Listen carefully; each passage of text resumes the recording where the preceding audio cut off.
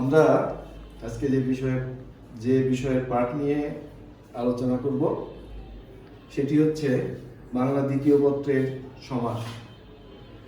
আজকের ক্লাসের পরে আশা করি তোমাদের সমাজ সম্পর্কে কোনো সমস্যা থাকবে না এবং কোনো সংশয়ও থাকবে না। এটা আমাদের এসএসসি এবং এইচএসসি পর্যায়ে আসে পরীক্ষায়, সমাস এসএসসি পর্যায়ে আসে পরীক্ষায় নৈবিত্তিক হিসাবে, কিন্তু সমাজ সম্পর্কে আমাদেরকে জানতে হয়, না জানলে নৈবিত্তিকের উত্তর করা যায় না। তেমনি এইচএসসিতে আছে সমাস নির্ণয় করার জন্য আমাদেরকে জানতে হবে এই সমাস কিভাবে নির্ণয় করা যায়। তাই সবার আগে আমাদের জানা উচিত যে সমাস কি।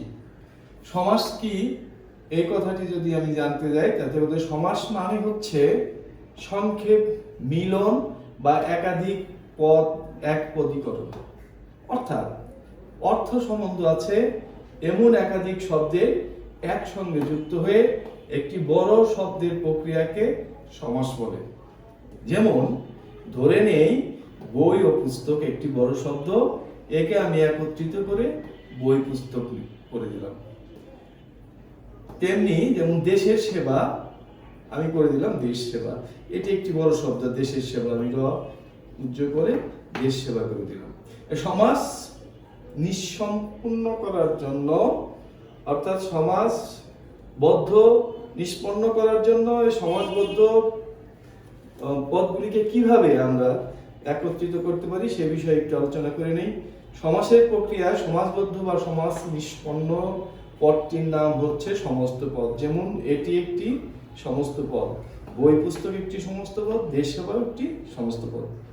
সমস্ত পদ বা সমাসবদ্ধ পদটির অন্তর্গত পদগুলিকে সমসমান পদ বলা হয়। তাহলে এ একটি সমসমান পদ, এও একটি সমসমান পদ, এই দুটি সমসমান পদ।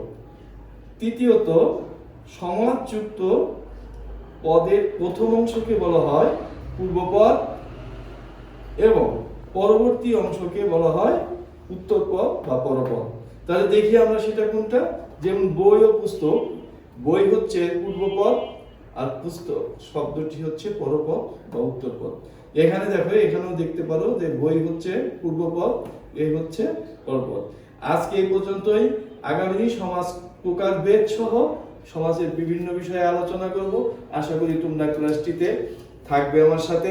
ধন্যবাদ সবাইকে।